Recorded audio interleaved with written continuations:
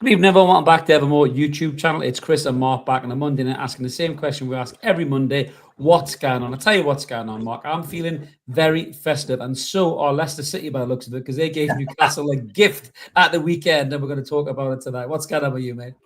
Absolutely gift wrapped, yeah. I've just it's nice to have witnessed a good performance and one that, well, you're not going to get carried away with, and some have, some haven't. Let's just celebrate the moment, celebrate Christmas, celebrate the gift that was given.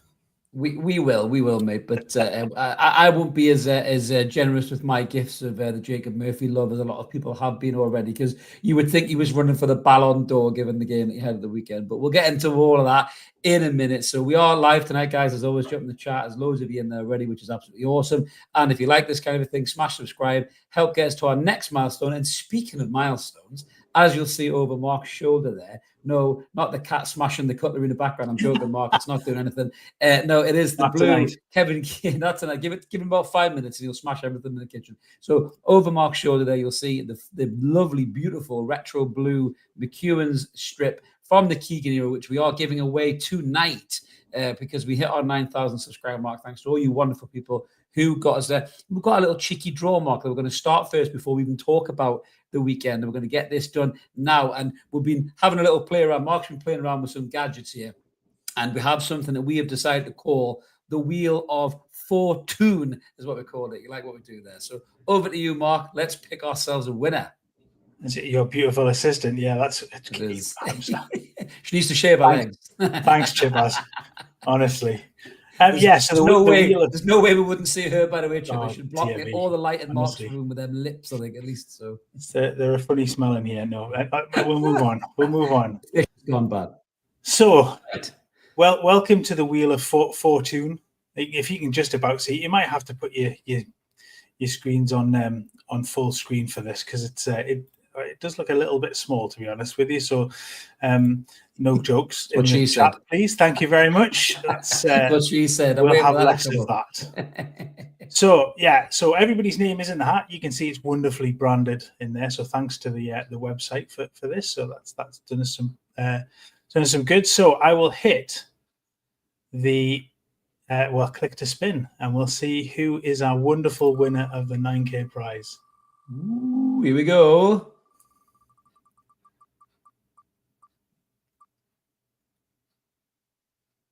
And the winner is Spoon Snake 2024. Well done to Spoon Snake 2024. If you're in the chat, let us know. We will get this shirt out to you. Drop us an email, contact us on Evermore. You'll see the email there, or drop us a DM on socials.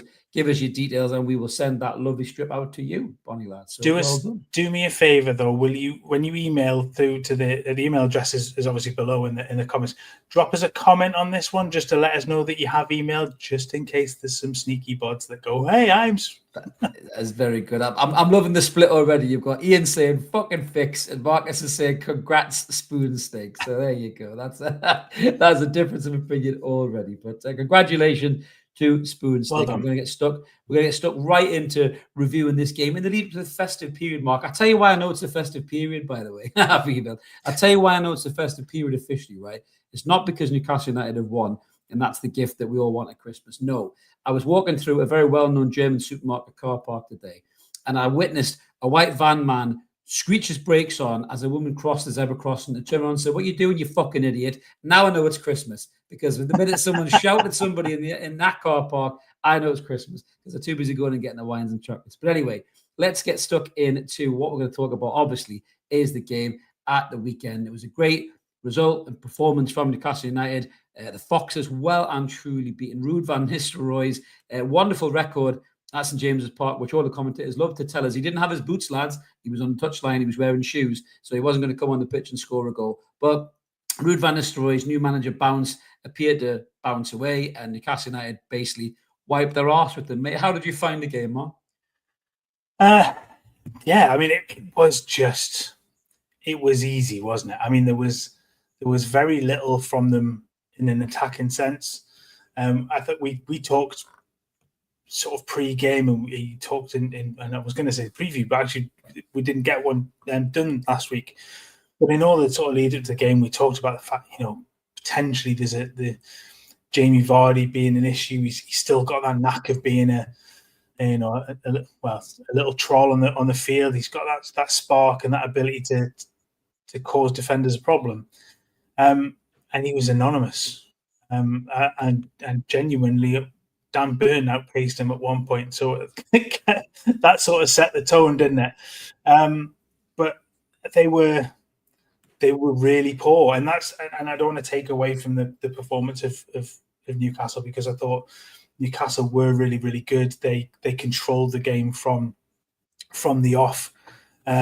And as Eddie said in his post-match, every time they went forward, they looked like they were going to create something. And then, there were 4 goals. Murphy could have had 4 on the day. Bruno gets into the positions for another couple on another day. Gordon has 1 saved. It could have been 4. Isak through 1-on-1 should have scored. It could have been an absolute hatful. But a confidence build and win, and that's you have to take the confidence from a good performance at home, a clean sheet, keeping it aside that's done not too badly in recent weeks, and you take that into Wednesday night. Yeah, I mean, that's what we wanted. We wanted a performance, and we wanted the result. We said that in the post-match. We said that in the aftermath. Saying it again, really. There is mitigations. That Leicester were shit, and shitter than any of us even thought they were ever going to be honest with you. Which is interesting, because they sacked the manager for the reason that they thought they were shit. They had a couple of little bouncy games, and now they look shit again. So it'd be interesting to see what they do in the next game. But I know a couple of Leicester fans, and I had a good chat with them. The minute one of them answered the call off me, said, "Don't start," was the words that he said to me. And I said, "No, I'm not going to start. I promise I'm not going to start." But Leicester fans are concerned. They're worried, because they're not seeing anything from their side. Defensively, they're weak. In midfield, this is from the own Leicester fans. Defensively, they're weak. Midfield, they've got nothing in there at all. And I did say to him, again, the mitigations are here. Regardless of the form that we've been on, we had, and we're going to talk about these lads a lot in a minute, we had an Italian international who was playing Champions League football not too long ago, and two Brazilian internationals alongside of him. We should have dominated that midfield, and we did. And we did dominate midfield. So yes, I'm happy with the result, and yes, I'm happy with the win, but it's not anything more than I expected against a team like Leicester. No disrespect to them. Newcastle should be dominating that game. Isak should be ripping those centre-halves apart. We should be handling Jamie Vardy the way that we did. So there's nothing in that game that happened that made me go, "Oh, wow," I wasn't expecting that. I'd expect Newcastle at home to have seen off that Leicester team. That's exactly what they did, and that's what you could ask for. I mean, some of the key moments in the game, Mark, some of the worthy mentions, but I'll save the midfielders for a minute because we have a whole section on them bad boys. But the defence, obviously, Dan Burn did very well. Cher didn't have a lot to do, which was good, because he has been ropey in the last few weeks. We might have a bit of a boost coming in defence. More on that in a second. Wow, what news that was tonight. But the big one for me was Lewis Hall. We talked about him, waxed about him lyrically. I think you had some slides of some of his movement, Mark, as well. But how phenomenal is Lewis Hall looking week in, week out? He's just getting better and better. He didn't have to defend in this game a lot, because the last couple of weeks he's had to deal with Salah and Mbeumo, 2 of the best wingers in the league. And he's had moments where he's maybe looked a little bit, defensively kind of naive and young about it, but he's recovered really well, I think, from those games. But in that game, there was no defensive pressure on Hall, so we saw that offensive side of his game, and my God, he's so good at that, isn't he?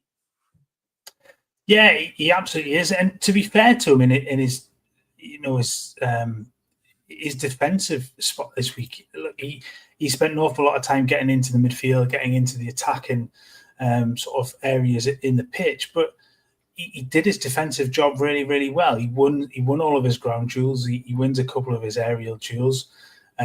He was solid. He didn't get beaten. He wasn't caught out of position. Where he's had that in recent games where there's the odd moment where he's taken a step out of the line and he gets caught.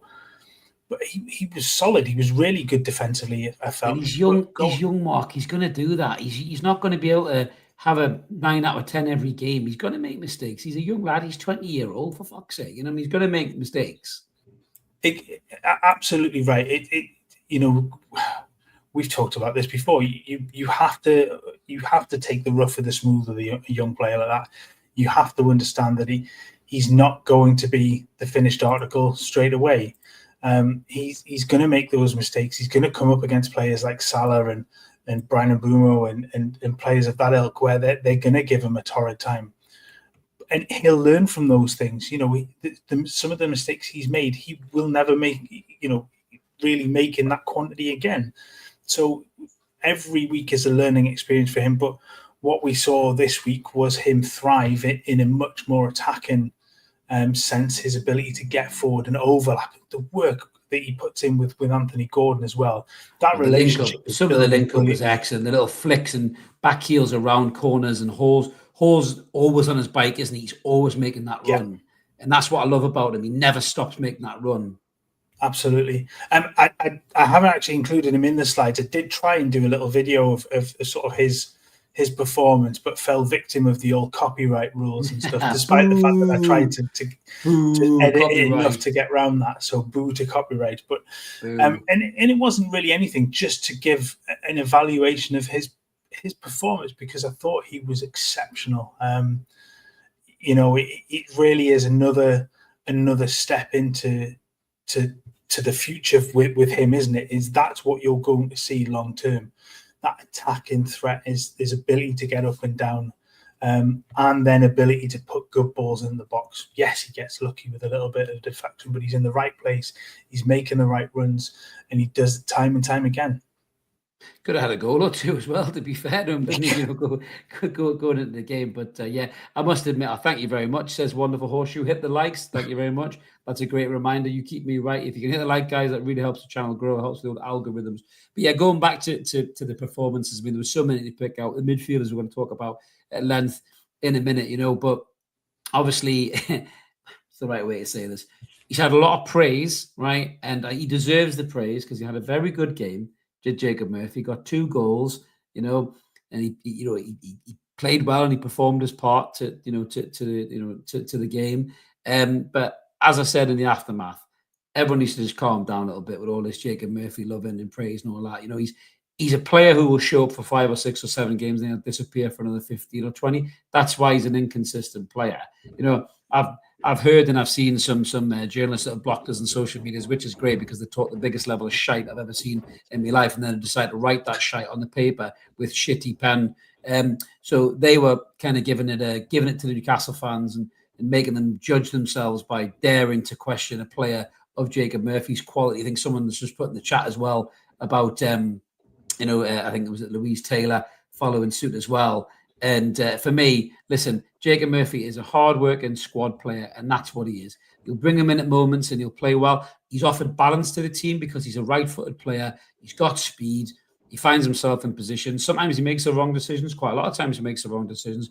He made the right decisions more times than not on Saturday, and he scored 2 decent goals. He did miss about 3 or 4 or 5 chances, to be fair, that no one seems to be remembering about it. But as Marcus says there, he loves Murphy, but he's a championship player. He's not at the level. He's probably a Premier League player, to be fair, Marcus. I know what you're saying, but he's not the player that's going to take you into the top 4, and he's not the player who's going to score you a goal in the Champions League to get you the knockout stages. That's not Jacob Murphy. He's a great player to bring in when legs are tired in the season and you have to change things up, or you have to play in the FA Cup or a midnight, a midweek cup game, that kind of thing. Jacob Murphy's great for that, but he's in the team now on merit, Mark. He'll stay in the team. I think he offers good balance. I'm not sure he'll play Wednesday, though. I think Mickey might come in there. We'll get into the Wednesday game in a minute. But the whole thing with Jacob Murphy, what was your take on it, mate? Are you going to build a statue from St James's Park, or are you going to kind of monitor your praise of Jacob Murphy? Ballon d'Or. I'll channel my inner Rio. That's you couldn't be as big of a prick as that if you tried, mate. Nobody could be as big a prick as Rio Ferdinand. Like he sort of mirrors exactly what Newcastle have been this season so far. He's inconsistent. He looks brilliant, and then will disappear completely. And he's such an odd player because the attributes are sort of there. He has pace. He has desire. He can score goals. He can put a cross in, but he doesn't do it all together. He doesn't do it all at once. And the work rate's never an issue. And we've said that about an awful lot of players in the squad. But there is a consistency issue there with him. If you could get 10 games off the spin like that, then great. He will give you balance for that length of time, but you're not going to get 10 games on the spin like that. You'll get a couple, like you say, a couple of games here and then a couple of games where he won't be effective. But look, let's not start writing the praise that he's the new Lionel Messi or anything. He had a good game at the weekend, and I'm not gonna sit here and have a go at him because despite the few misses that he had, and we're starting to think it's going to be one of those days for him again today. That first goal he takes incredibly well. The calmness on the edge of the box and good finish. The set pieces when I go through the sides, but that finish is excellent, and he the composure as well to drill the goal in too. Look, it's you have to take those moments and you applaud the fact that he's done well, and I think continues to be a very good squad player, and this is the key. The likes of him and Sean will prove invaluable in their squad use, but they're not going to be 30 game a season starters. They can't be as the progression goes with the club. They have to be utilised as part of that full squad. Yeah, I think George is right. Messi is the new Beardsley. He definitely used to have watch VHS videos of Beardsley doing that little shimmy, I think. But yeah, I mean, it was a good performance, mate. But he's some of Isak's movement, to create space for the likes of Murphy was electric. Some of the little flicks and little side steps around defenders, you could see Isak was really up for it. He gets his goal. I'm sure you're going to come on to in some slides in a minute, but some of Isak's movement was so dynamic. It really, really was absolutely incredible to see. But what do you want to do first? You want to get into the midfield, or do you want to talk about some of the parts of the game? What we're going to do? Because you've got loads of slides. You got more slides than Monday Night Football. I do. So let's get into these now, and then we can go through. And we can tick off some of those boxes. So I'll add into this. So I mean, the first point of this is we talked about midfield balance. That was the point. And I've just got to click the same button. So midfield balance, and this was what we kind of got to. It was. I think we've talked an awful lot over recent weeks about getting the best out of Bruno and him playing in a much more advanced role and getting in and trying to get back to that initial burst into the side where he comes in after he signs. He sits those few games out. He gets the odd 10, 15 minutes here and there. And then is unleashed, and in that more advanced role, he was dangerous. He really was. And this on Saturday allowed him to progress. This playing in the Tonali in this six as I think Craig Hope called him the conductor and maestro. Yeah, and it was a real performance like that. He sat in that hole, and there were moments where they actually swapped round, and it actually I quite like the fact that it wasn't as rigid as it perhaps could have been. But I like the fact that Tonali sat in that gap. He came deep and he collected the ball in these areas and was able to turn it and dictate the tempo of the game from that regard. And again, you see the other two that I've highlighted here is just further forward outside of that box that Tonali is patrolling in and allowed to get forward. And this brings on to your conversation about the Isak and his ability to make those runs. Part of that is the fact that he had a lot more support up there with him this week as well. But I love this. And there are games where this won't work. There are games when you're not going to be able to sit one deep and have 10 or 15 yards forward because they'll just be an overrun. But it was really nice to see this sort of triangle of midfielders for good chunks of the game where Tonali would patrol in that area and he was good defensively in that. He would stop the attacks in there. He's covering that free player and allow the other two to then press and to cover areas wide as well. I thought it was really good, really nice balance to the midfield. And like I say, it allowed things like this to happen. Tonali, the ball comes into Tonali from Lewis Hall. Tonali's then able to play that ball.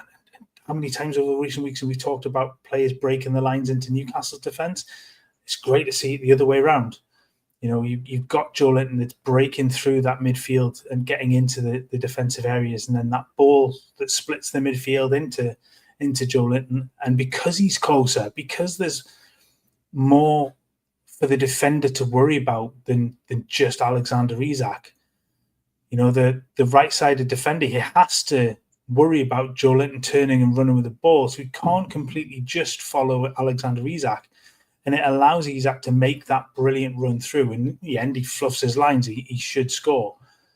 But it's that ability to get players up alongside Isak and play in and around him. But for me, that just showed that ability from the base of the midfield for Tonali to dictate, to be able to pick a pass. And he's one of the best in the squad at being able to do that. Absolutely. There's no doubt about it at all. It's the technical ability that he has. We've got a few brilliant comments that just come in there, coming through.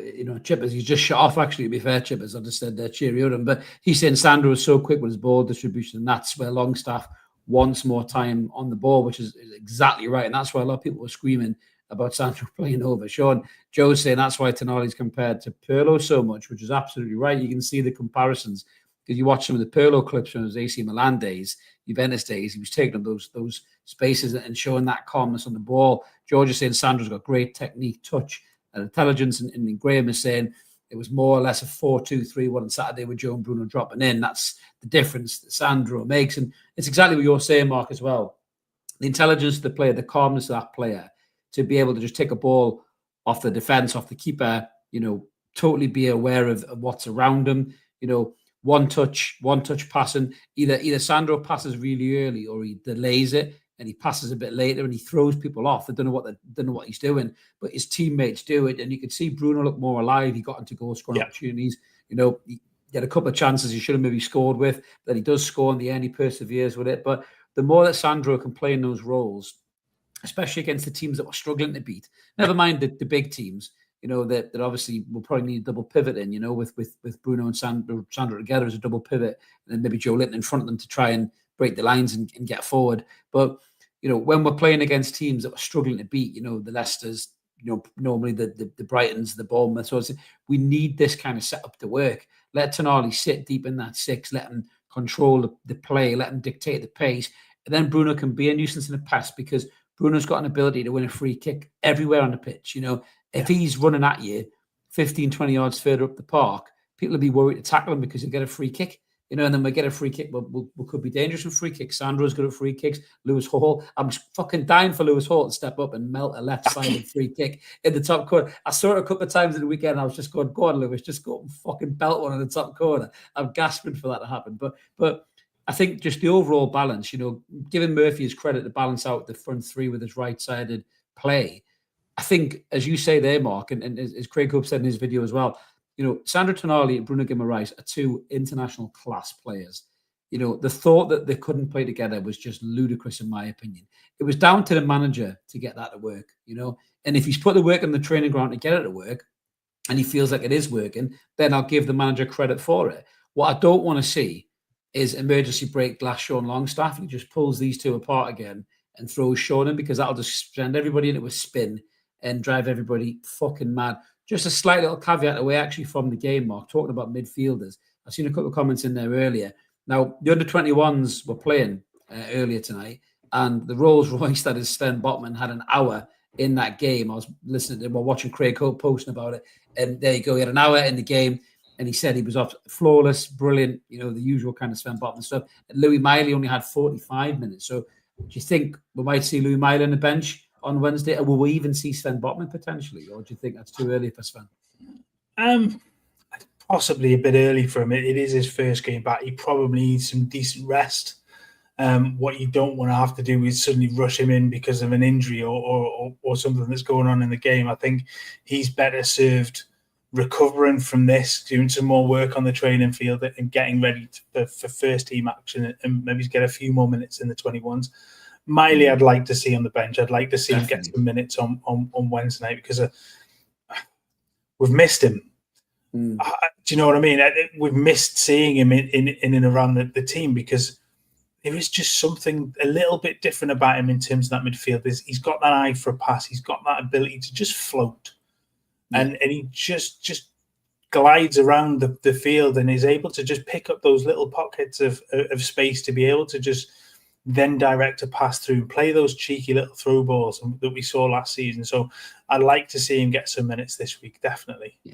Which is what he's done tonight, apparently, in the under-21s. It's against Chelsea as well, which will be a strong side. Speaking of Rolls-Royce, Mark, we've got a Rolls-Royce in from the Toon Review. Lady Sam has joined us in the chat. So good to see Lady Sam as well. Her and Paul did a brilliant show earlier on with Georgia Gibson from the NUFC ladies team. I caught a little bit of it, Sam. It was absolutely class. She was brilliant as well. She had me in stitches with some of our banter as well, which was absolutely brilliant. So, yeah, if you guys don't already, I'm sure most of you do, subscribe to Toon Review. And if you like the NUFC ladies team as well, make sure you watch them because they're really putting support behind that. And it's great to see from fan channels as well. So brilliant. Keep that going, Sam. She's got a show called Where the Lasses, I think, as well. So make sure you guys check that out as well. So yeah, brilliant show earlier on. But yeah, we've got a couple more comments coming through. Dave saying Lewis Hall will end up being a steal at 28 million. Yeah, unlike what that idiot said from was it the Stretford podcast who I dug out on X following Toon polls tweeted. He had a go at me actually.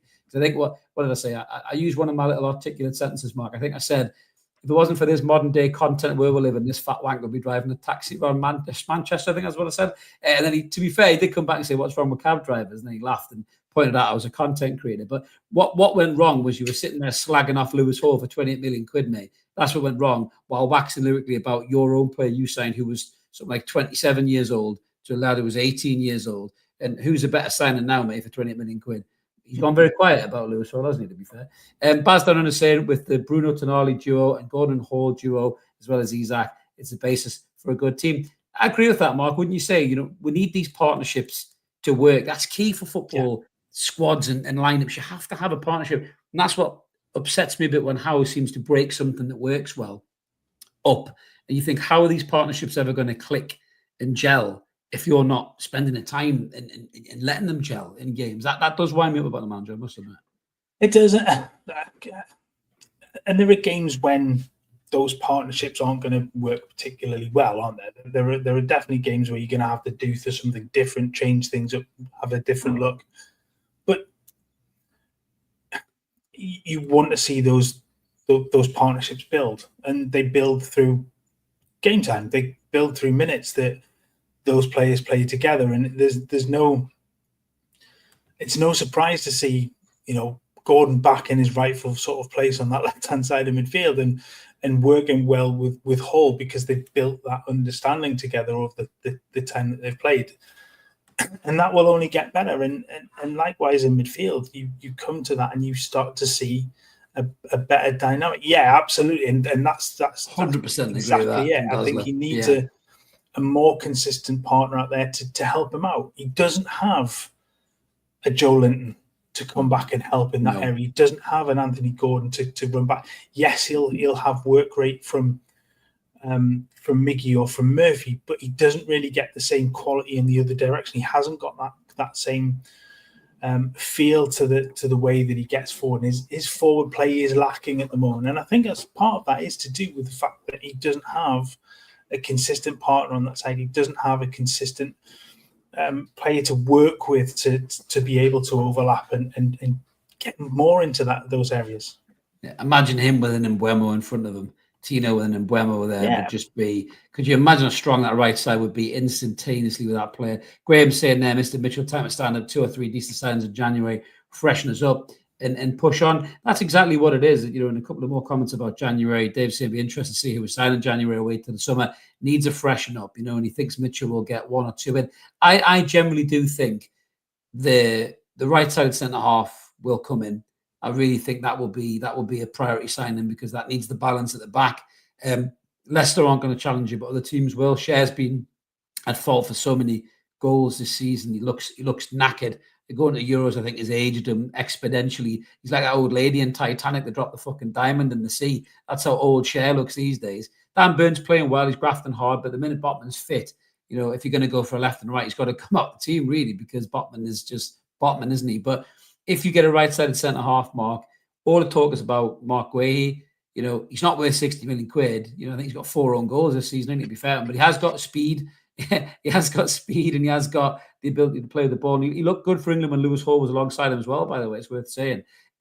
So would you go back in for Guehi, or would you go, for someone like, Tomori or someone like that? Who would you kind of go for, in terms of a signing? Jared Branthwaite's available, but be very expensive. Who do you think Newcastle should be targeting, and where the fuck we're going to get the money to buy them is the big question. That's the key, isn't it?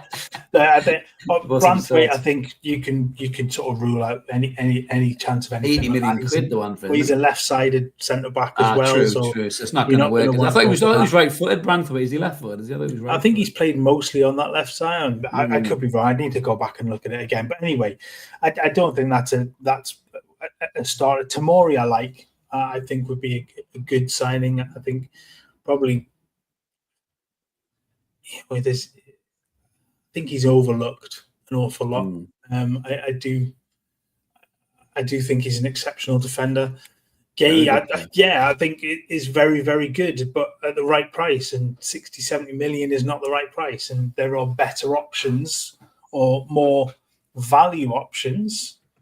And we're still talking under the realms of PSR. So we have to look at it from a point of, well, you can't go and drop 80 million on a centre-back, 70 million on a centre-back, because the funds just aren't there. So it's going to have to take some work to go and find the right value player, the right fit in those positions. And maybe Tomori a little bit cheaper than Gay, perhaps. Or if you can go and find another, and there will be plenty across Europe that you can find. There always are. You've only got to look at the likes of where Gvardiol and Diaz and players like that have come from in the past, where they've not cost the earth. Gvardiol maybe, but initially when he came from Croatia, he was dirt cheap, but it looked phenomenal. That's the kind of scouting Newcastle have to be doing really now, and find those value players that are going to kick on.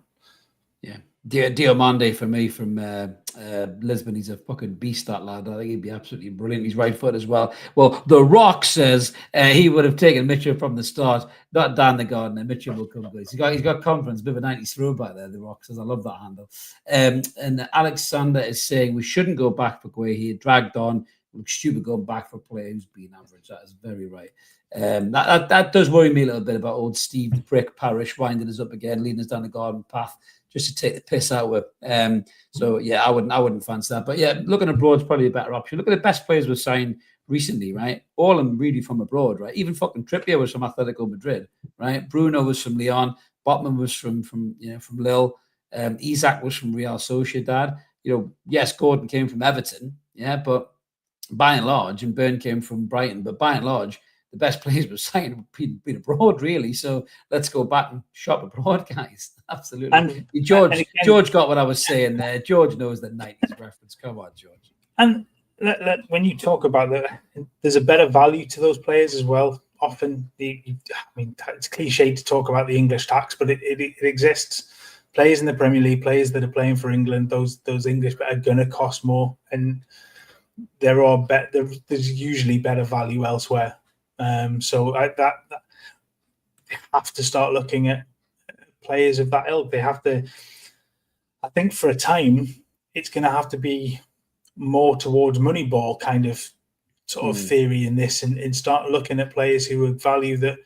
In a year's time, 2 years' time, if one of the bigger European sides comes calling, you move them on and you take the money and you build again, and when you start to get to a consistently higher level, then you're starting to keep those players. But I think it certainly helps in the shorter term. Absolutely. Another super chat from Alexander. Thank you very much, mate. Very generous tonight. We need to scout South American players on MLS. He's right, because some of them players are absolute diamonds. If you can get the next Neymar or something before he becomes Neymar, then you're laughing. The Dutch teams did that for years. Remember, Romario and Ronaldo going to PSV, before they hit La Ligas and Serie A's and things like that as well, So yeah, we need to get involved with that. The Zig says no English tax on John Ruddy. Yeah, more of a tax rebate, I think, on that one, Zig. To be brutally honest with you, as I said, in theory, these all should be Mitchell's recommendations now, not Eddie's. I think you're right. This is where Mitchell is supposed to earn his stripes, isn't it? In terms of spotting those young players, he did it for Leipzig. That kind of a thing as well. So hopefully he has got those contacts and those scouting networks out there, to sign those kind of players, your Sescos and all these types of players, that you find from these obscure leagues, and then the real talent, and then they come up. But I think we'd be linked to the Southampton winger. I mean, you were talking about this the other day. We'll probably do a rumor has it video on him. He looks a real talent as well. Do we have to buy them young like that, and and kind of build them up to be good players? I mean, there's nothing to say in the next 4 or 5 years that this Newcastle squad might not have, Lewis Hall, Tino Livramento, who are 23 years old, Louis Miley, who's 21 years old, maybe the Southampton winger, or to go and get Bakayoko or something, which is the best. We should sign him just because that sounds class in a Geordie accent. Bakayoko. We should go and sign that kid just because of that. That sounds sweet as a nut. I heard the two review lads say it, and it does. It sounds sweet as out in a Geordie accent. I think we'll just shorten it to Baka. That's all it would be, just Baka. Give it a Baka, man. Give it a Baka. So you just hear people shouting in the Gallagher end. So it'll be absolutely bent. But those kind of players, if you get that core nucleus of quality players who are at a young age and they're just going to get better, you sign them on 5 or 6 year deals. In 5 or 6 years' time, there could be absolute world beaters. And then, I hate to say it, you trade a few of them off for massive money, and then you reinvest again and you go again. And that's modern day football, isn't it? Whether you like it or not, that's the way it works.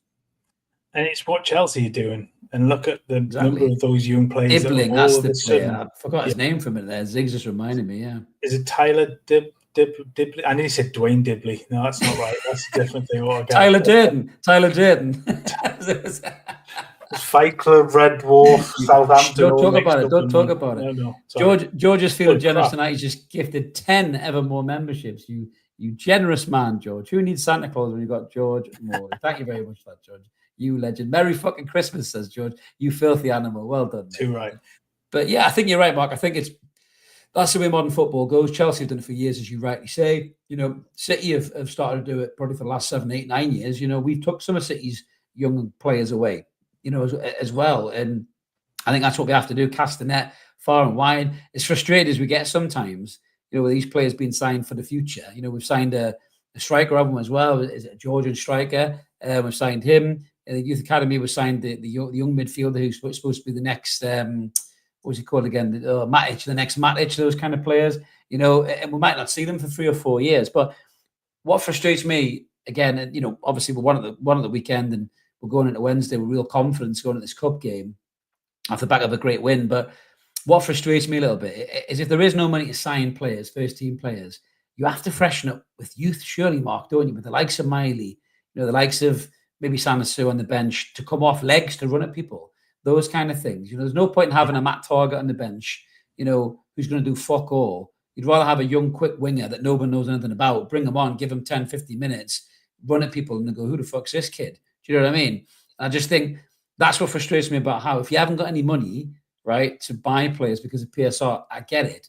But then don't keep some talented, young, exciting players away from the first team bench who could maybe come on and, do something and then arrive on the scene and be those players to freshen the squad up. And so you're right. Sometimes it's the unknown, isn't it? I mean, we know what Matt Target brings to the table. Not an awful lot, bless him. And opposition aren't going to be worried about him coming in. And I've said it for weeks that he's an empty shirt at the moment because he's not going to get any game time. He's not. I mean, unless he starts on Wednesday, but he's not coming on in the middle of a game. Even when Newcastle have changed their left back, they've put Trippier or Livramento there. So I think you're right. 1 or 2 at least of the young players on that bench to get them exposed to it, to give them minutes. Absolutely. He absolutely will. He will. He will. It'd be shocking.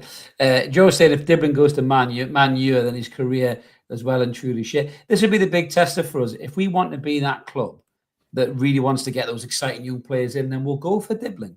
And we can offer him a game and say, listen, hey, come play for us. Play with Tino Livramento, who's also at Southampton, when the lad was probably training in the same first team and everything else as well.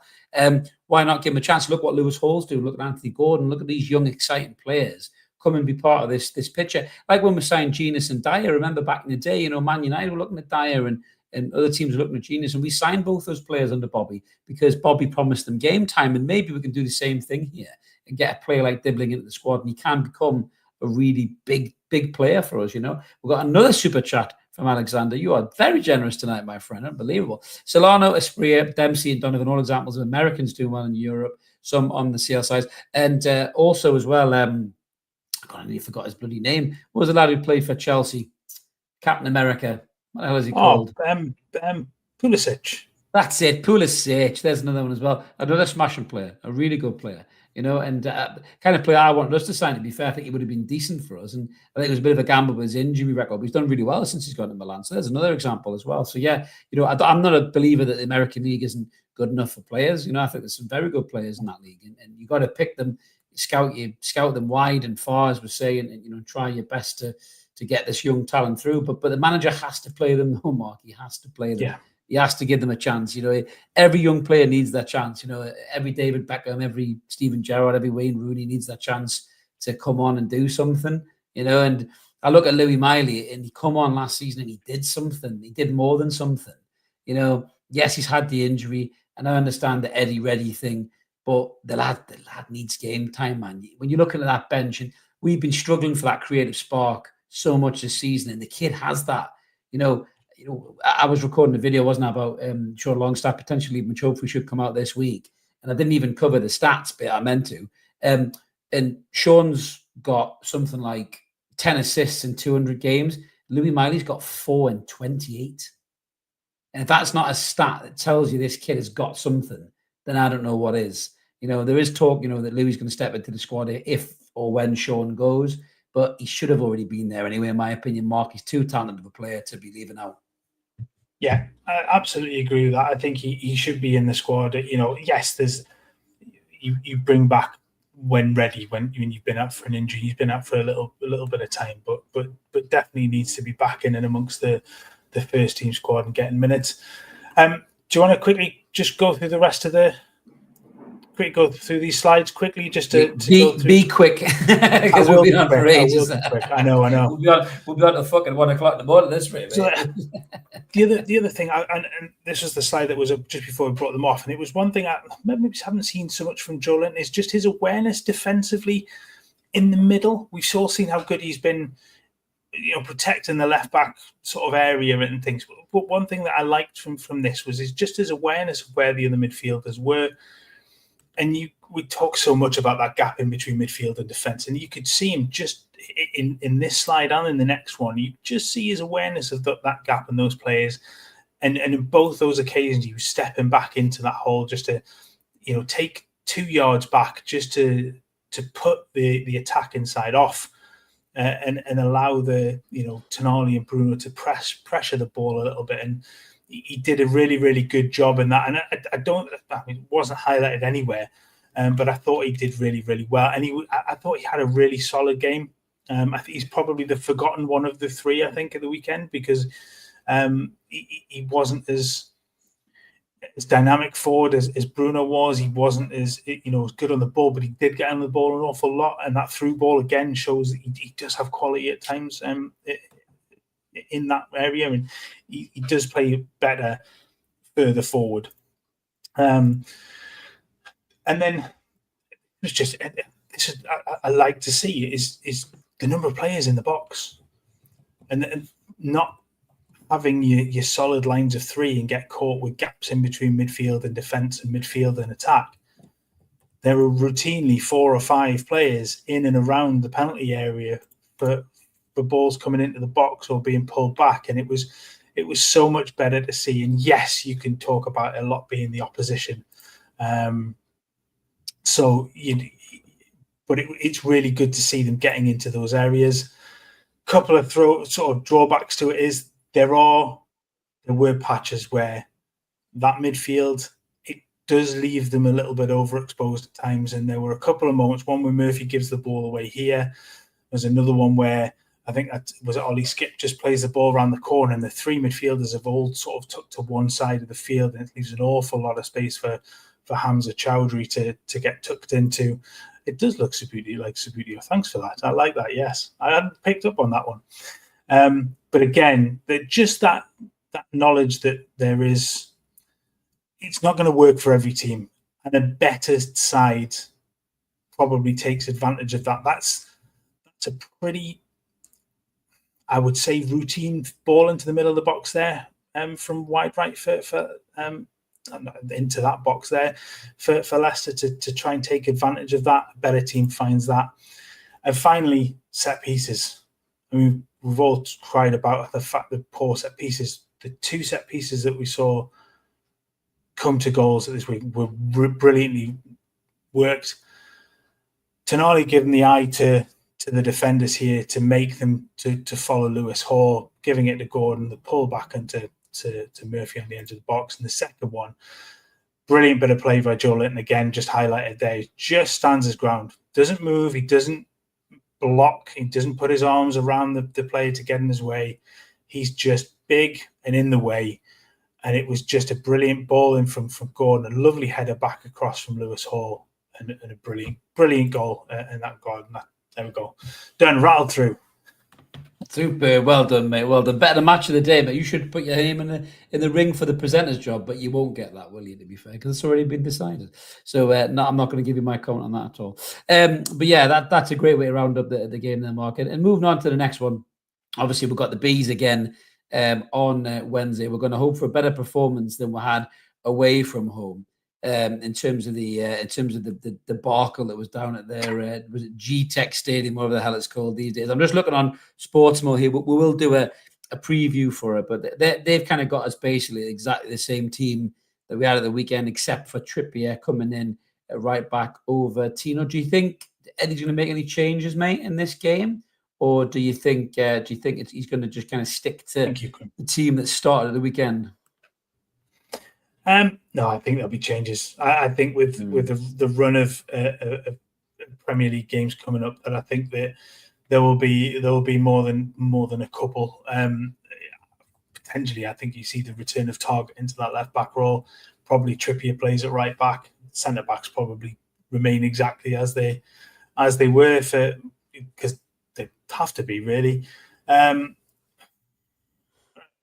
Maybe you got the Miggy that will come in on the right hand side of midfield. We'll see. It's one where you don't want to make too many changes because of the strength of the opposition. If you're going into the Bromley game, for example, wholesale changes, and you've got a Sula playing up front, I don't think you make 6 changes in that side. I think when you're striving for consistency and striving for momentum from it, you can't make wholesale changes for this. And there's the potential then to move on to get another semi-final and final out of this competition. So I don't think making huge changes is the right way to go. And after a good performance like that, a lot of those players will want a bit of momentum. Yeah, I'd agree. I think there will be some changes. The Trippier one I can see happening, to be honest with you. I think he looked decent when he come on. What did you think about the whole armband thing? There was people kind of missed that on the probably maybe not on the ground. People probably would have seen it, but some people missed it when they were watching the highlights. It wasn't really picked up. But I think when Bruno came off, he tried to give Trippier the armband. Trippier didn't want it. And then I think they ended up giving it to Burn in the end, didn't they? I think by the looks of it, Burn tried to give him it back and Trippier didn't want it. Is there much in that, Mark, or do you just think that Trippier didn't want the armband, because he wanted to give it to a player who started the game? What did you make of that? It's an interesting one because. Do you think he's going? Because I think he's going in January. I do. I think he's one of the likely names to probably move on. Is it a little bit of? It's difficult, isn't it? Maybe it's a little. Zig. A little bit of respect. You're coming on 25 minutes to go to go. Well, hang on. I want one of the players that's performed at a really good level today. That is that a little bit of leadership from him to say, no, I'm not. I don't deserve this today because I haven't been part of it. If then one of the others goes off, maybe he then takes the armband off. But I think you can look at it 2 ways. He either knows he's going, he doesn't want to take it, it doesn't feel right. And again, I think that's a little bit of respect to say, possibly start taking the armband when I'm halfway out the door. Or it's just saying, I'm happy. I'm happy the fact that I'm coming on, but I'm not going to take this away from the lads that have already put the performance in today. They've won the game. I want one of those to take that armband on, especially when the likes of Dan Burn is there, that link, that local link, that all that kind of stuff. So yeah, maybe it's a little bit of a much to do about nothing, if that's the right phrase. A much ado about nothing, even. Yeah. I mean, the comment there from Trevor's legs have gone. I think his legs have gone a bit. It's a weird one with Trippier because he's been brilliant for Newcastle. There ain't no doubt about that. He's, he was the signing that changed it all. The transformative signing. And when he came, it wasn't just on the pitch; it was off the pitch. It was everything. He was brilliant. In terms of a leader and the way he welcomed players in, that signed and everything about him just oozed class. And I still think he'll be a manager when he does retire because he gives you that manager coach vibe already. In terms of the way he talks about the game and the way he is and everything else. And I think he's probably learned a lot off Eddie Howe, but I think he's definitely done with the club. His wage will be high. Get him off the wage bill. That can maybe help with the PSR and FFP wiggle. In terms of either giving Isak a bumper wage or getting a couple of players in on good wages. Maybe not Trippier's wages, but kind of 70 grand a week or something like that. Each, and then there's 140 grand a week you've saved from getting rid of Trippier type thing. But I'm not sure where he'll go. People are saying he's going to go to Europe and all this stuff. I'm not sure how many these European teams are after him really. He's got experience and he's still got quality in that right peg. But I don't think the pace of the Premier League does him any favors anymore. I think if someone with, we're going to talk about him later on in Out of Toon. If someone like Ahmad from Man United runs at him, fuck me. Trippier might be in the RVI for a couple of weeks trying to recover from the back of that, I think, these days. But, I'm sure he still fancies himself to do a job for somebody for another year or two, and then he'll probably go into coaching. But I think he's definitely wanting to go. And I think the armband was probably something about that, Mark. I would agree with that as well. But yeah, we'll cover the Brentford game in the preview. But, there's no reason under the license of James Part why we can't do the business and move on, as you say, to a cup semi-final. And I actually think, we'll get your opinion on this before we move on, I actually think that is our best chance of Europe this season, because I think we're too inconsistent for a league finish. The way things have been, yes.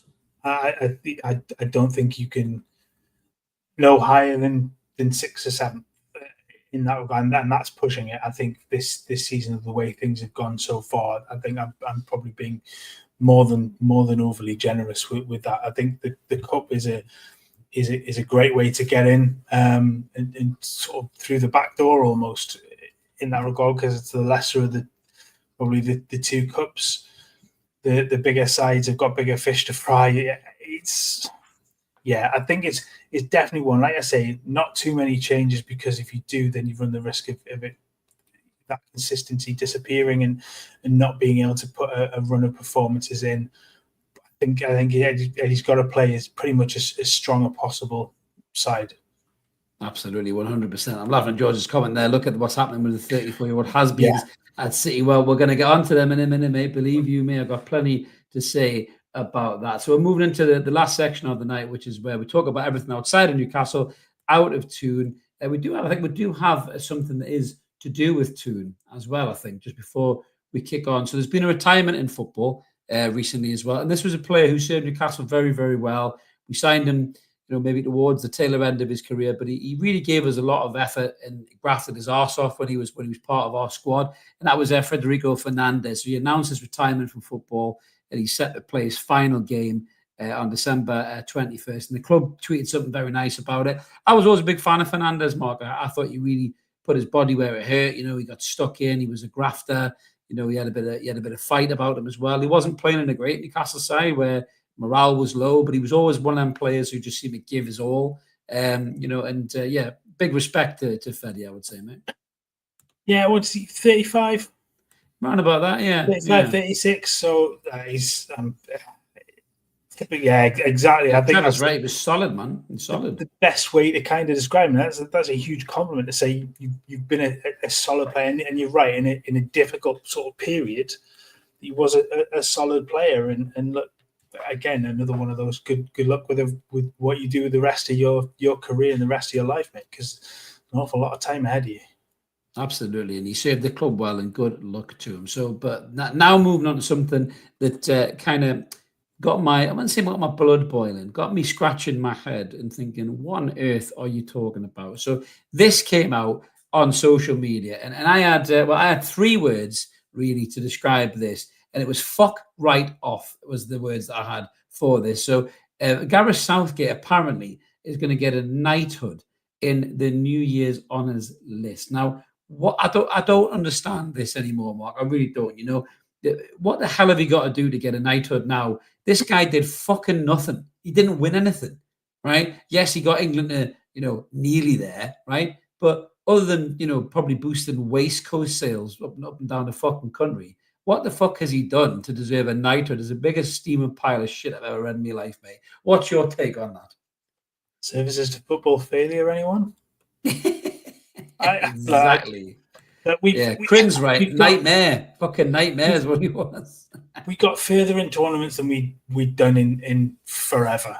Under Southgate, you get points, I think, for that. But we didn't win anything. Shit. And there's a reason Sir Alf Ramsey is Sir Alf Ramsey. There's a reason, and yes, Bobby didn't win for England, but he won elsewhere.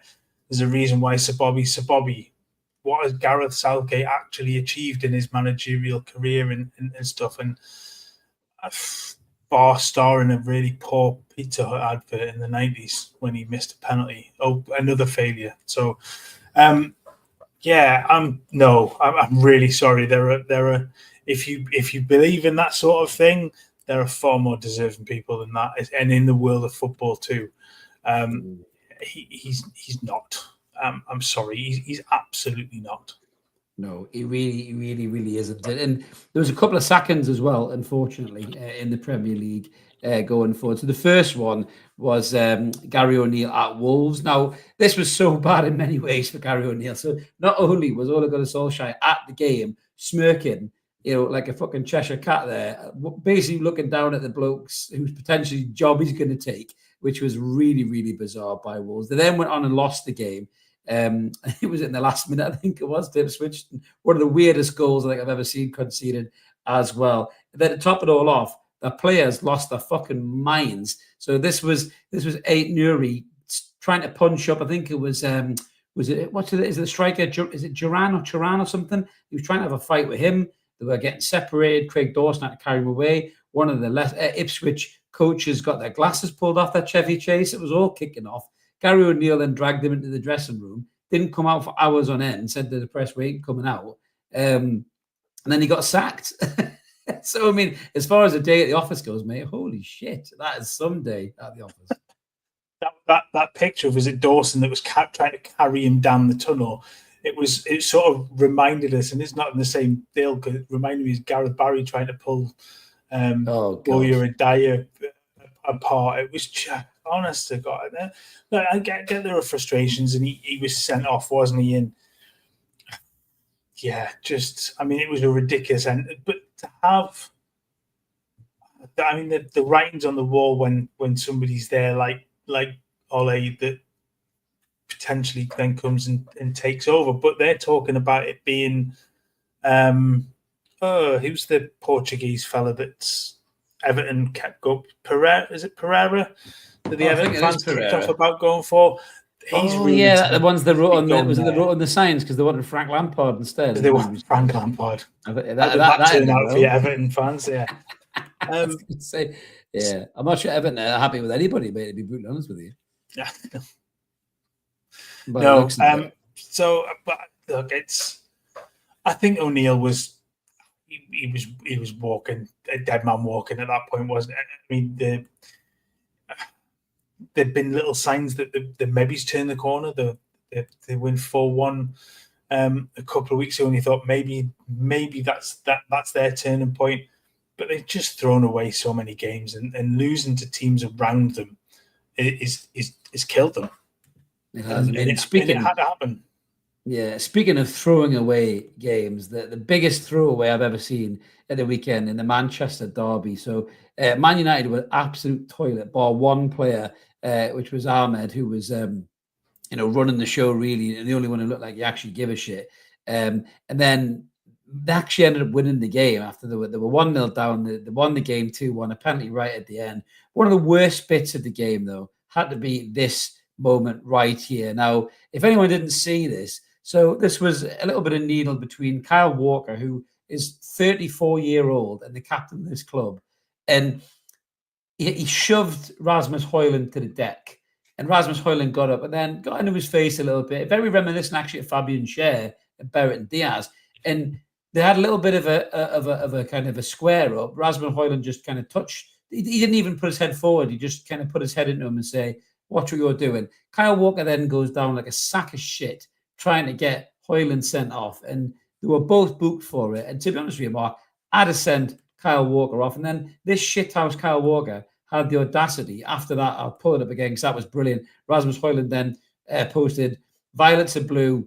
Oh, sorry, Manchester's red, violets are blue. What a brilliant performance, but the Oscar goes too, which was really funny. Walker then reposted that and just put unacceptable underneath. I mean, how arrogant is this man? I have a feeling that Walker one was a faked one. Right, okay. But it wouldn't surprise me if he had done it. Well, it wouldn't surprise you. I mean, he's shit at the moment. He really is. He's fallen off a massive cliff. I'd have sent him off. I'd have sent him off. I agree with Phil. I'd have sent him off. This goes, I've said this for God knows how many years. This is where we need retrospective bans. Kyle Walker has cheated. He's tried to get a fellow player sent off by cheating. And if the ref hasn't made that decision on the field, then that should be taken after the game and he should get the retrospective ban. If it's a 3-game ban for conduct like that, like Fabian Schär got earlier in the season, that should be a 3-game ban the other way. If you're going to go out and do that, and I don't care who you play for, you could play for any team, you could play for Newcastle, England, whatever, ban them. Because I hate that. I really do. I was screaming at Bruno at the weekend for that. I really felt that was a dive because he was on his way down before the contact, and that's an easy booking. He gets away with it because at that point he then gets himself booked anyway. But realistically, that should be 2 yellow cards. He's lucky to have stayed on for that because I hate seeing it. I really do. Yeah. Roy Keane battered him as well. Dave's right. He's finished. He's been shit all season. I think Man City really should have sold him. And we were talking about Pep the other week, actually, on what's going on.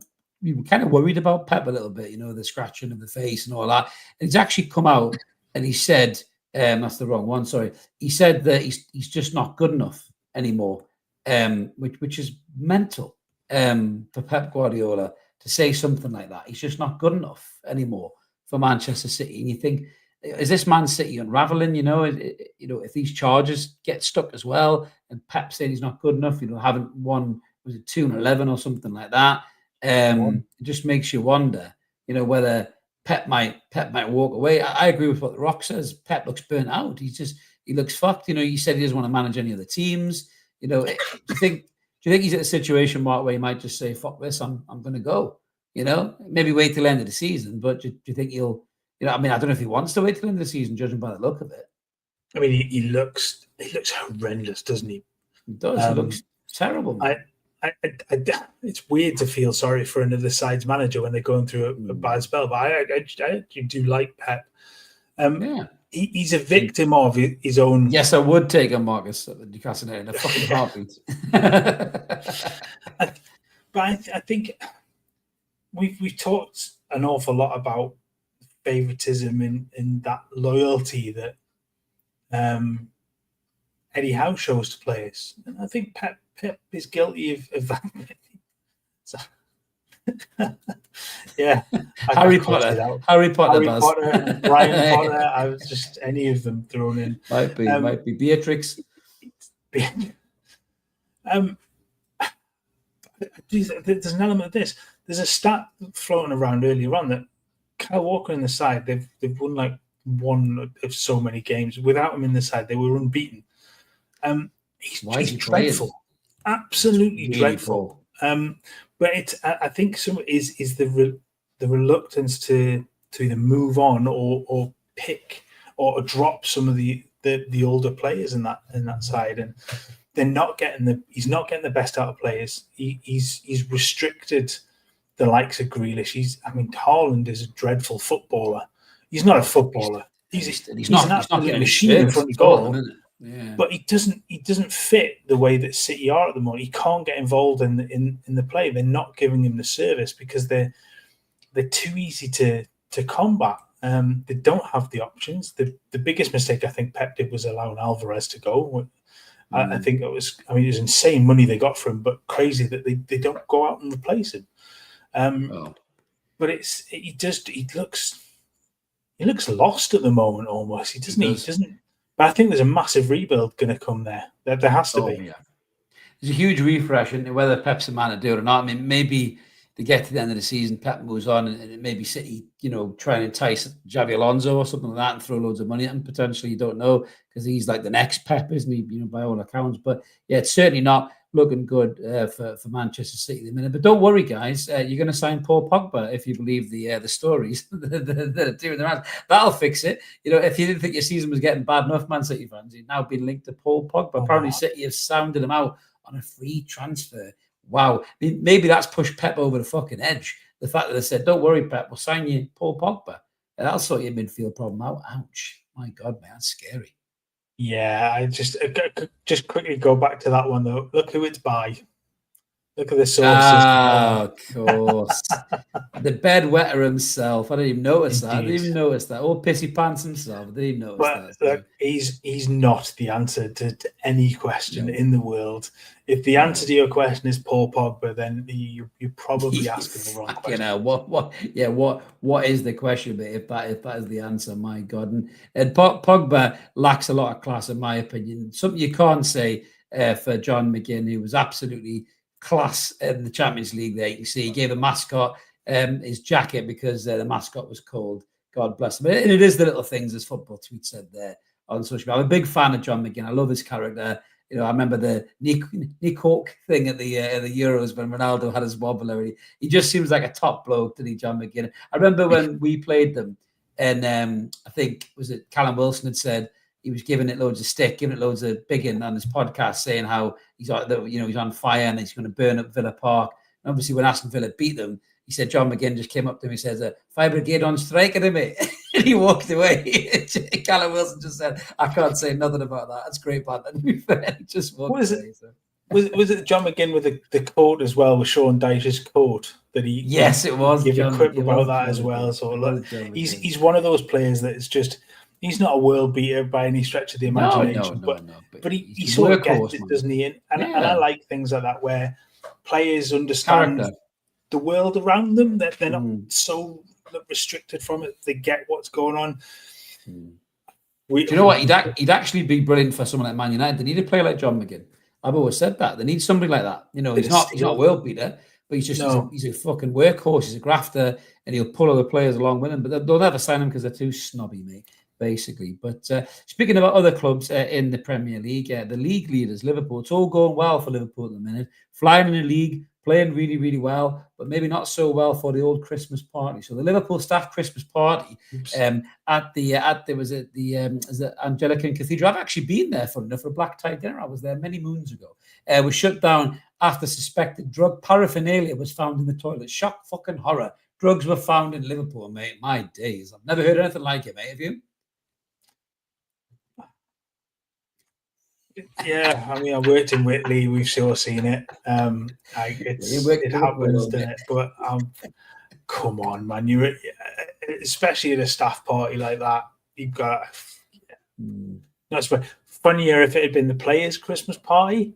That might have been a bigger. That would have been a huge headline. Absolutely. But yeah, I'm pretty sure the South American lads would have been the first fuckers that would have come and spoke to them if they found a few kilos of cocaine kicking around in the old players' Christmas party. Drugs and hubs caps. Absolutely brilliant. Absolutely brilliant. As Trevor says there, Christmas party Liverpool drugs. Surely not. Exactly, mate. Exactly, Trevor. Isn't it ironic, as they once said? But speaking of Liverpool and the famous clubs in Liverpool, it was a bad time for a former Evertonian, which was this crazy bastard here, and Sheffield United player, Lee Ty. Remember Lee Ty? I remember him back in the day. So he has been sentenced to 20 years in jail. He was found guilty of accepting an offer and bribes while being the manager of China, and for being involved in match fixing while being a manager of Heavy in China. Not good, mate. Not good at all. So he's gone to jail, as old Lee Tai. That's not good at all, is it, mate? Do we mention the fact that he used to be the manager of Wuhan? Oh, Jesus Christ, did he? Wuhan with days. Yeah. So, but he wasn't the manager of the laboratory in Wuhan, was he, mate, by any chance? Hopefully not. Maybe he took a bribe to let some stuff out. No, moving on swiftly before we get cancelled. I was going to say, yes, we'll definitely get cancelled, mate.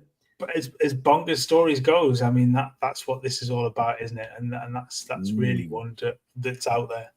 There's definitely some crazy ones. I mean, there's loads of weird shit going on in the world of football right now. I mean, look at this, for example. So this is Brighton have sent a letter demanding a Croatian lower league club, is NK Jordan Galeb, I'm going to call them, change their crest. Brighton were alerted after a member of the Croatian club went to their officers, told them about the similarity between the two clubs and asked for some kind of symbolic donation in the form of equipment. I mean, for those on audio looking at these two club badges, they're exactly the fucking same. Just got different teams written around the circle. You can't get away with that. That's copyright all day long, isn't it? Yeah, I mean, apart from the fact they've used a different font for the different shade of font. I think it's a slightly different color blue, maybe, but I'm really clutching at straws with this. Even you're going to be able to set defense on that one, mate. I really can't. I'm laughing at one of the headlines about it. It just says Brighton issue final ultimatum to Croatian minnows to change badge that is strikingly similar to Premier League. It's not strikingly similar. It's fucking identical. Strikingly similar. It's like a mirror. Do you know what I mean? It's unbelievable. Just the cheek of some people. Speaking of cheek, this came out as well in football today, which was mental, to be honest, because I actually fancied signing this kid in the summer. That's Yusufa Moukoko, who played for Borussia Dortmund, and apparently, allegedly, he's not 20 years old. He's 24 years old, and we've had this before. Celestine Babiaro, Obafemi Martins. This is not the first time this shit has happened, but his alleged father said, Yusufa is not my biological son, nor that of my wife. He was also born on the 20th 11th, 2004 in Cameroon. In reality, he was born on the 19th of July, 2000, which makes him 4 years younger. He was registered on the 20th of November 2004. So yeah, this happens a lot with these players, mate, doesn't it? These players of African descent, they almost lose the birth certificate of these players, you know. And you think, they go, oh yeah, he's an under 17 and he's got like wrinkles under his eyes and a fucking fully grown beard, and you're like, no, he's not, mate. He's like 36. Do you remember the kid that signed for Lazio a few years ago? That looks about 42. Yeah, I mean, look, it's look, I've seen it. There have been cases of this all over. Yeah, Martins is the big one. Martins was in his early 20s for about 10 years. I'm absolutely convinced that. I'm sure if you go back to early versions of like Championship Manager and stuff like that, he was 19, 20, 6 or 7 years before he turned 22. So I mean, something's not quite. I mean, for some, not all, but some, it's very, very dodgy. Yeah, it's very, very, very questionable. I must admit. So from the sublimely funny to the fucking ridiculous, to be honest with you, Rangers versus Celtic. Now that game always curries a bit of needle and a bit of aggro in the atmosphere. But the scenes that we saw in the Glasgow City Centre was absolutely mental, to be honest with you. These nutters running up and down the high street, people scared to leave shops, the coppers whacking them with their truncheons. It's not the kind of thing you want to see. It's the kind of thing you expect to see in, this kind of scary Eastern European leagues, not in our leagues. But I did have a chuckle when everyone was saying, I think somebody put something up on, there was a registered charity had a Santa run a week before, and they said, you're too late, lads, because they're all wearing Santa hats. So I do admire the Glaswegian humour, but it's quite scary that, though, Mark, isn't it? For we've got kids. If you were in the city centre and that was going on, that's really scary. That, mate, that's not good to see.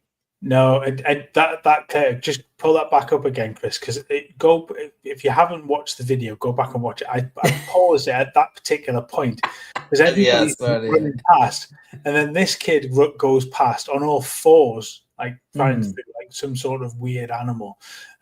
It's that bit was quite funny, but the rest of it is just get a grip, man.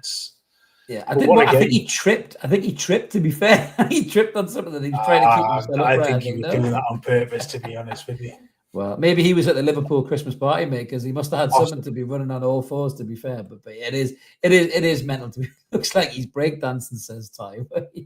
yeah. And George says, "What a load of rats." Absolutely, yeah, they're absolute fucking rats. There's no need for it at all. Really, it really isn't. It's just, and yes, you're at football, and yes, you love football, but it's scary stuff, to be like that in the city centre. Just don't do it. It's just completely fucking wrong. It's a football game at the end of the day. Go and watch the football game, shout and ball to the fans or whatever you want to do, but don't, put the safety of the public at risk. Because what will happen is they'll just play in behind closed doors, Kev says it's the biggest derby in Britain. For me, Kev, it is absolutely pure hatred. And it is hatred. It's fueled by religion as well. It really, really is. And it's quite scary. I'm not sure I'd want to go to one, to be honest with you, Mark. As much as it would be great to see the game and be at that game because of everything there, being in the city centre around that would be fucking dicey, man, wouldn't it? How old was I? I was quite young. And I think my mum had taken me up to Glasgow when I was a kid to go to the old, I think it was like the Automobile Museum or something like that up there. Not long before Christmas, loads of people Christmas shopping. Guess what day it was? It was All Firm Day. Holy crap! And that was that would have been late 80s. Giving away my age there. That's the experience to be in and around the city centre on it. I'm back when football hooligans were a little bit more prevalent. Yes. It's certainly an experience. I'll tell you what, the coppers that day, and my mum always sings the praises because they were brilliant in the city centre and stuff. Because we travelled all that way to go. Definitely, I've gone off on one. Got all that way, bloody place is closed, so we ended up just shopping instead for the day. But yeah, it's definitely an experience to be in and around. Certainly that time. Absolutely, yes. Graham says that's where the band away fans. It's not going to change. Kev said he's been to a few and it's crazy. I mean, we're playing Celtic in a preseason game. It won't be anything like that. It's religion, not football, Joe. You're absolutely right, 100%. It's and Trevor says there, Celtic, his boyhood team, second team, if you will. Yeah, my dad supports Celtic, Trevor. I'm the same as you, mate. He's been to a couple, one in the early 90s. Not easily scared, but that day he felt threatened, scary as shit. Thought he was going to get shivved. See, people shouldn't feel that way in football games. They really, really shouldn't. It shouldn't be that threat, to your own personal safety. It is a scary thing. But we're moving away from these tits to somebody, again, who's a little bit more class about them. So we saw this in the Champions League as well. It was a lovely moment for young boys where the dedicated goal to his teammate who lost his son after battling a brief illness, mate. And it was lovely to see that, Mark, wasn't it? Because you always say there's times where, football takes a backseat. I think that was one of those moments, because, life's tragedies still happen to these really, well-paid footballers that we all think sit on this pedestal, and it was a lovely touch by his teammates, I think that. Yeah, again, just it's you said it there, that sometimes you just have to take a step back, and football's not the be-all and end-all, but you get a moment where you can. I always find that there's things like that are sort of written for them, isn't it? That something like that will give them the opportunity to be able to celebrate somebody's life, especially for a young one like that. It's horrible, absolutely horrible. It's absolutely horrible, yeah. And thoughts with him and his family, because that is a tragedy that nobody wants to go through. And it's good that his teammates have got his back there. There was some big news about the World Cup actually coming through, Mark, and it involves our owners as well. So the Saudi Arabians have been awarded the World Cup in 2034. What will it mean for Newcastle? Will it mean investment in the stadiums and people wanting to know about the clubs that the Saudi Arabians own or whatever? But I'm sure there'll be a massive geopolitical fallout to this if there hasn't been already. But yeah, that's big for the Saudis. Some of the stadiums that look like the bill. I thought I was watching the next Avengers movie with some of these fucking stadiums I've seen in design. My God, unbelievable! Like somewhere the Black Panther would live. But that's big for the Saudis, mate, and they will go big, won't they? For this, they will go big time on that. It is, and with recent news, maybe it's more flights from Newcastle to Saudi for the games themselves. You never know, mate. Yeah, I've got my theories on that, as you very much know, especially as someone who's struggled to get flights from Newcastle Airport that are exorbitantly expensive Yeah, I've got a theory on that one as well. But yeah, it will be interesting few years for the Saudi Arabians. But I do worry a little bit that it might deter the investment in Newcastle because they'll be so focused on getting the stadiums all ready for the World Cup. And I do worry that might have a detrimental effect to us, to be honest. I think it's going to bring the argument of sports washing back. It will. We'll get the backlash. We'll get the backlash. For it. And I think that the more that they will trying to look, there's plenty of time between now and that World Cup, obviously, to spend the time to build their brand, to build themselves up to being this sports powerhouse. Quite possibly. Exactly. Yeah. It's funny enough. There's it's a Tom Clancy book where the air conditioning in stadiums for an Olympics, I think it is, and stuff like that. Whenever they talk about that, it always reminds me of that sort of part of the story. I think it's a Rainbow Six book or something like that. It always strikes fear into us from this terrorist attack on an air conditioning unit. Sorry, I've gone off on one again. Watching too much Die Hard, you mate. I know it's Christmas, but fucking hell. But they're going to spend the next few years trying to build brand Saudi, aren't they? So the more that they can invest, potentially, and I guess hopefully for Newcastle and for fans, is that they invest more heavily in Newcastle to be able to build their own brand to highlight the World Cup and to look the merits of it, I guess. But yeah, it could work. I'm very cynical on the whole thing, mate, and I'm not entirely sure that it is. You cynical? Never. It is going to work. I'm cynical, right? But I don't look as happy as the new Oxford United support liaison officer, which we're going to end on. Which this was brilliant. So, and a great tweet as well. I've got to give a shout out to Miles there as well, who put this up. That this was the announcement of the Oxford United's new sporting liaison officer, Aaron Kitely or Aaron Kitely. Yeah. And Miles said, "Well, I'm glad they used a picture. It made him look like a nice, approachable chap. I mean, he actually looks like you've either spilled his beer or you've chatted his lass up, and he's going to punch you right in the throat." To be fair, so yeah, he could have cracked a smile or something, Aaron. Fuck me, I'm not sure I'd approach you after a game. It's that's not the best picture for a club liaison officer. It really isn't, but it's quite funny, and that's what this is all about, isn't it? So those kind of things are right in our wheelhouse. George says, if I was the Oxford United, I'd look that way as well. Yeah, absolutely. That's a great. You could be Southampton fan liaison officer this week. Christ.